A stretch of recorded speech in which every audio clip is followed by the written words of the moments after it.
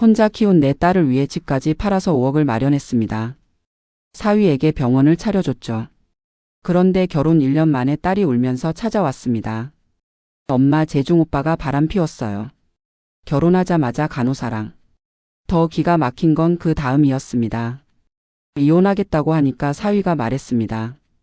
병원은 제 명의니까 못 드립니다. 제 전 재산으로 만든 병원을 그냥 빼앗길 순 없었습니다. 저는 변호사를 찾아갔습니다.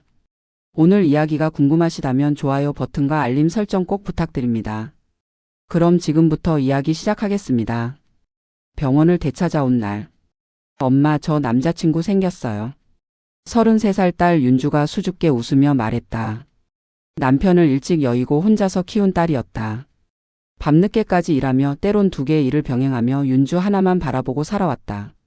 윤주가 대학을 졸업하고 좋은 회사에 취직했을 때 나는 비로소 숨통이 트이는 것 같았다. 어머, 그래? 어떤 사람인데? 대학병원 의사예요. 정형외과 전문이고요. 이름은 재중이라고 해요. 엄마, 정말 좋은 사람이에요. 저한테 너무 다정하고 배려심도 많고. 윤주의 눈빛이 반짝였다. 저렇게 행복해하는 딸의 모습을 본 게 얼마만인지 모르겠다. 내 가슴이 뭉클해졌다. 그래, 좋은 사람 만나서 다행이다. 언제 한번 엄마한테도 소개시켜줘. 그렇게 윤주는 재중이와 사귀기 시작했다. 윤주는 만날 때마다 재중이 이야기만 했다. 재중 오빠가 이렇게 다정하다. 재중 오빠가 저렇게 배려심이 많다. 듣는 나도 기분이 좋았다. 드디어 우리 딸이 좋은 사람을 만났구나 싶었다. 사귄 지 1년쯤 지났을 때였다. 엄마, 우리 상견례 하기로 했어요. 다음 주 토요일에 레스토랑에서 만나기로 했어요. 드디어 왔구나. 나는 떨리는 마음으로 상견례 날을 기다렸다. 오래된 옷장에서 가장 괜찮은 옷을 꺼내 입고 미용실에도 다녀왔다. 혼자 키운 딸이라 부족하다는 소리 듣지 않으려고 최선을 다했다. 상견례 당일 강남의 한 고급 레스토랑이었다. 재중이의 부모님은 이미 와 계셨다. 재중이 아버지는 대학 교수였고 어머니는 전업주부였다. 두 분 모두 품이 있는 차림새였다. 안녕하세요. 윤주 어머니입니다. 나는 최대한 공손하게 인사했다. 재중이 어머니가 나를 위아래로 훑어보더니 마지못해 악수를 했다. 그 눈빛에서 뭔가 불편한 기운이 느껴졌지만 나는 애써 무시했다. 식사가 시작되고 이런저런 이야기를 나눴다. 윤주의 직장, 나의 직업, 재중이의 병원 생활 등. 분위기는 그럭저럭 무난했다. 그런데 메인 요리가 나올 무렵 재중이 어머니가 갑자기 말했다. 그런데 윤주 어머님, 우리 재중이가 병원 개원하려면 자본금이 필요하잖아요. 병원 정도는 차려주실 거죠? 순간 레스토랑의 모든 소리가 멈춘 것 같았다. 나는 포크를 든 채로 굳어버렸다. 네? 아니, 딸 시집 보내는데 병원 하나 차려주는 게 당연한 거 아닌가요? 요즘 세상에 빈손으로 시집 올 수는 없잖아요. 우리 재중이가 대학병원 전문의인데 개원하면 한 달에 수천만 원은 벌어요. 그 정도 투자는 하셔야죠. 재중이 어머니는 너무나 당연하다는 듯이 말했다. 재중이 아버지도 옆에서 고개를 끄덕이고 있었다. 재중이는 그저 민망한 듯 미소만 지을 뿐 아무 말도 하지 않았다. 그게 대충 병원 차리는데 5억 정도면 되지 않을까요?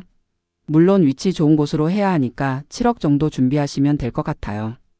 그리고 결혼식 비용이랑 신혼집도. 나는 아무 말도 할 수 없었다. 7억? 나는 평생 모은 돈이 겨우 1억 조금 넘는데. 그것도 작은 빌라 하나와 적금이 전부인데. 저희가 형편이 그렇게 넉넉하지는 않아서요. 아니, 그럼 어떻게 우리 재중이랑 결혼시키시려고요? 재중이가 어떤 사람인데? 대학병원 전문이라고요. 재중이 어머니의 목소리가 점점 커졌다. 주변 테이블에서 사람들이 쳐다보기 시작했다. 나는 얼굴이 화끈거렸다. 죄송합니다. 제가 생각을 좀 해보겠습니다. 그렇게 상견례는 최악으로 끝났다. 집으로 돌아오는 길 윤주는 내내 울었다. 엄마, 미안해요. 제가 몰랐어요. 재중 오빠 부모님이 그런 분들인 줄. 괜찮아, 윤주야. 엄마가 뭐든 할 수 있으니까. 하지만 속으로는 막막했다. 7억을 어떻게 마련한단 말인가. 며칠 후 윤주가 말했다. 엄마, 너무 걱정하지 마세요. 저 재중 오빠랑 헤어지기로 했어요. 뭐? 성격이 안 맞는 것 같아요. 그리고 재중 오빠가 상견례 때 아무 말도 안 한 거 보고 실망했어요. 엄마 편을 들어주지도 않고. 윤주는 담담하게 말했지만 눈가가 붉어져 있었다. 밤마다 우는 소리가 들렸다. 회사에서도 힘들어하는 게 보였다. 윤주는 점점 말라가고 있었다. 한 달이 지났다. 윤주는 여전히 힘들어했다. 밥도 제대로 먹지 않고 주말이면 방에만 틀어박혀 있었다. 나는 견딜 수가 없었다. 윤주야. 네, 엄마? 재중이한테 다시 연락해봐. 네? 엄마 무슨 소리예요? 엄마가 병원 차려줄게. 재중이랑 결혼해. 엄마. 안 돼요. 엄마가 무슨 돈이 있다고. 엄마가 알아서 할게. 넌 그냥 재중이한테 연락만 해. 나는 그 길로 은행을 찾아갔다. 내가 살던 빌라를 담보로 대출을 받았다. 그리고 평생 모은 적금을 모두 해지했다. 부족한 돈은 친구들에게 빌렸다. 다 합쳐서 겨우 5억을 만들었다. 재중이네 부모님은 만족스럽다는 듯 웃었다. 역시 딸 생각하는 어머니는 다르시네요. 우리 재중이 잘 부탁드립니다. 그렇게 재중이는 강남의 정형외과 병원을 열었다. 나는 빌라를 팔고 작은 원룸으로 이사했다. 윤주와 재중이의 결혼식도 치렀다. 결혼식 비용도 신혼집 전세금도 내가 댔다. 남은 건 빚뿐이었다. 하지만 윤주가 행복해 보였다. 그것만으로도 충분했다. 엄마 고마워요. 제가 꼭 엄마 빚 갚을게요. 괜찮아 윤주야. 엄마는 내가 행복하기만 하면 돼. 결혼 1년이 지났다. 어느 날 밤 윤주가 울면서 내 원룸으로 찾아왔다. 눈이 퉁퉁 부어 있었다. 엄마. 왜 그래 윤주야? 무슨 일 있어? 엄마. 저 이혼하고 싶어요. 뭐? 무슨 소리야? 윤주는 한참을 울다가 말했다. 재중 오빠가 바람 피웠어요. 결혼하자마자 바람 피운 거예요. 병원 간호사랑. 벌써 10개월째예요. 내 머릿속이 하얘졌다. 피가 거꾸로 솟는 것 같았다. 뭐라고? 그 자식이. 엄마가 병원 차려준 거 알면서도 그 돈으로 병원 차리면서 벌써 바람 피우고 있었어요. 저는 바보처럼 아무것도 몰랐어요. 윤주는 울면서 휴대폰을 보여줬다. 재중이와 간호사의 문자 메시지, 호텔 사진들. 증거는 명확했다. 당장 이혼해. 당장. 네, 엄마. 저도 그럴 거예요. 근데 재중 오빠가 병원은 못 준다고 해요. 자기 명의니까 자기 거라고. 뭐? 그게 무슨 소리야? 나는 당장 재중이에게 전화했다. 여보세요, 이재중 씨. 나 윤주 엄마예요. 아, 장모님. 윤주한테 들으셨나 보네요. 들었죠. 당장 이혼하세요. 그리고 병원 명예 윤주한테 넘기고요. 아니, 장모님. 병원은 제 명의인데 왜 제가 넘겨야 하죠? 그리고 이혼은 윤주가 원하는 거잖아요. 전 이혼할 생각 없어요. 뭐라고? 당신이 바람 피우고도 증거가 있나요? 그냥 친한 동료일 뿐인데 윤주가 오해하는 거예요. 어쨌든 전 이혼 안 해요. 그리고 병원은 제 거예요. 전화가 끊겼다. 나는 분노로 온몸이 떨렸다. 엄마 어떡해요? 병원은 엄마가 전 재산 털어서 만든 건데. 괜찮아 윤주야. 엄마가 꼭 찾아올게. 꼭. 다음 날 나는 이혼 전문 변호사를 수소문했다. 친구의 소개로 강남의 한 유명한 법률사무소를 찾아갔다. 변호사님 제발 도와주세요. 중년의 여성 변호사가 내 이야기를 조용히 들었다. 병원 개원 자금을 전액 어머님이 대셨고 영수증과 송금 기록이 다 있으시다고요? 네, 다 있습니다. 은행 대출 기록, 적금 해지 기록, 친구들한테 빌린 돈 차용증까지 다요. 좋습니다. 그리고 재중 씨의 외도 증거는? 딸이 모아뒀습니다. 문자 메시지, 사진, 호텔 영수증. 변호사가 고개를 끄덕였다. 승산 있습니다. 재산분할 청구와 위자료 청구 동시에 진행하겠습니다. 병원 개업 자금이 전액 혼인 전 윤주 씨 모친의 자산이라면 특유재산으로 인정받을 수 있습니다. 정말요? 네. 그리고 이재중 씨의 유책 사유가 명확하니까 재산분할에서도 유리합니다.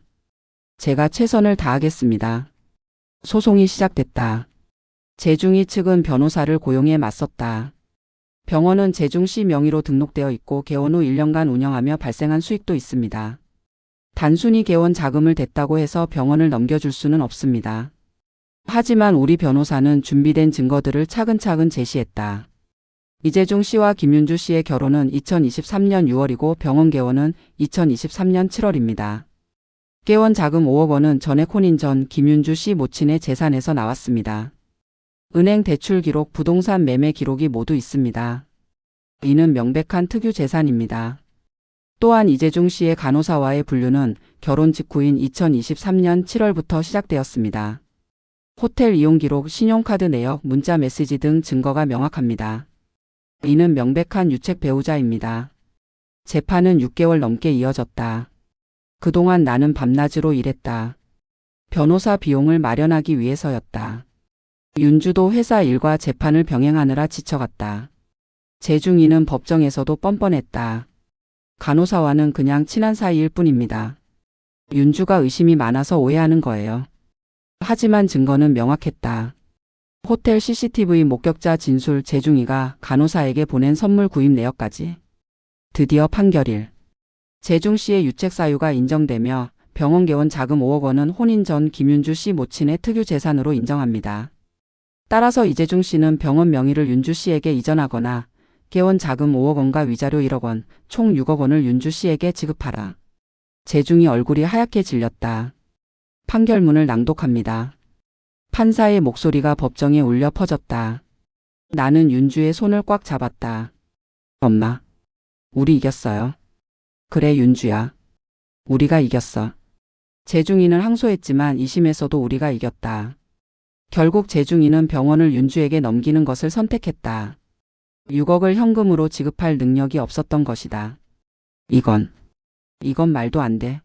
내가 1년 동안 운영한 병원인데. 재중 씨 판결을 받아들이십시오. 이것이 법입니다. 병원 명의가 윤주에게 넘어왔다. 윤주는 병원 이름을 바꾸고 새로운 의사를 고용했다. 그리고 벌어들인 수익으로 내 빚을 갚기 시작했다. 엄마 정말 고마워요. 엄마가 포기하지 않았으면 전 이 병원 찾아올 수 없었을 거예요. 당연한 거야, 윤주야. 엄마 돈으로 만든 병원인데 어떻게 그냥 빼앗기니? 2년이 지났다. 병원은 안정적으로 운영되고 있고 윤주는 병원 수익으로 내 빚을 다 갚았다. 나는 다시 작은 빌라를 마련할 수 있었다. 엄마 이제 편하게 사세요. 제가 엄마 모실게요. 괜찮아 윤주야. 엄마는 혼자 사는 게 편해. 넌 내 인생 살아. 어느 날 재중이에게서 연락이 왔다. 장모님, 제가 잘못했습니다. 다시 한번 기회를. 이재중 씨, 당신은 기회를 날렸어요. 우리 윤주 인생에서 영원히 사라지세요. 전화를 끊었다. 그리고 윤주에게 말했다. 윤주야, 다음엔 진짜 좋은 사람 만나. 네 엄마. 이번엔 엄마처럼 강한 사람 만날게요. 윤주가 환하게 웃었다.